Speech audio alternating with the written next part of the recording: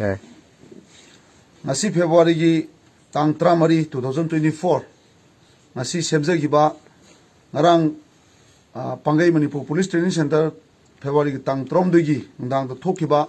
namoi kapagi thawdo oktuda leikhidreba Pangai Mani lekai degi nungsirba aigi cha Okram Sanaton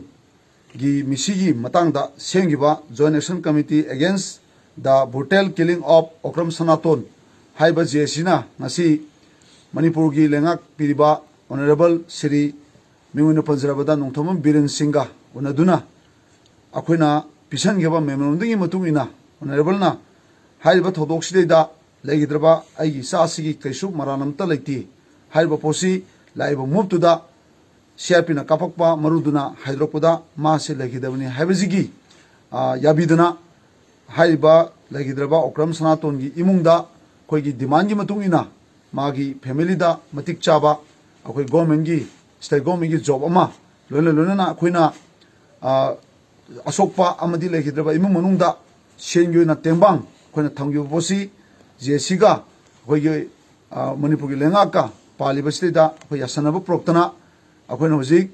awana taraba imung sida mieng chambir bundungta Honorable CM Bosu koi JC magidi thagachari loina na hayengasi legidraba Okram Sanaton gi haksang asi akoi Yunam Palok Chingjen haina khangnaba mafam asida ayupung nipan dagi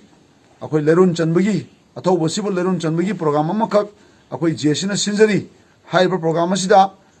Imphal Pukau Rota lebiriba Mera Paibi Imaibel Adichirinau Club Sangstan Organization Apunba Khundrapam Constituency gi Prajam Miyamna athobo sibgi mathomongam pangthopasida mateng pangbiu amadi saruk yabiu haina ngasi media gi thongda JC gi magi digi phongdokchari loina na ngasi Joint Action Committee na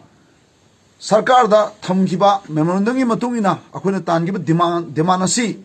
akoina pung nimfuni pangi demand thajagibani aduna sarkar na mieng changbiraktana akoi JC bu sogotpiduna akoina haijiriba punamakse tabibagidamakta akoi makhatana khongjang asi changsalaroi aduna hayengsi amuka nai panjage legidraba athauba ai icha Sri Okram Sanaton gi